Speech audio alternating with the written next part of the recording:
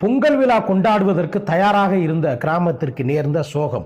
ஒட்டுமொத்த கிராமமும் கண்ணீரில் மூழ்கி இருக்கின்றன. அனைவருக்கும் வணக்கம். நிலக்கோட்டையிலிருந்து உங்கள் வழக்கறிஞர் மணிகன். ஆந்திர மாநிலம் காக்கிநாடா மாவட்டத்தில் மன்னியம்ன்ற காட்டுப்பகுதி 50 குடும்பங்கள் மட்டுமே வாழக்கூடிய ஒரு மலைவாழ் கிராமம் இருக்கு.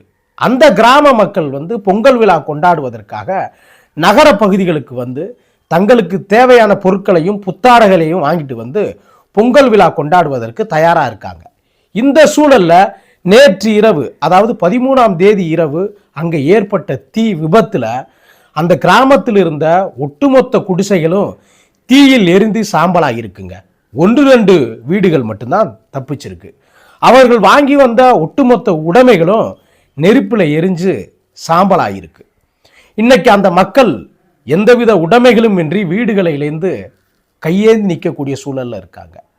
வளர்ந்த இதே இந்தியாவில் எந்தவித அடிப்படை வசதிகளும் இல்லாத குடிசை கிராமங்களும் இந்தியாவில் இருக்கு அப்படின்றதான் இந்த தீ விபத்து நமக்கு உணர்த்தக்கூடிய செய்தியா இருக்குங்க.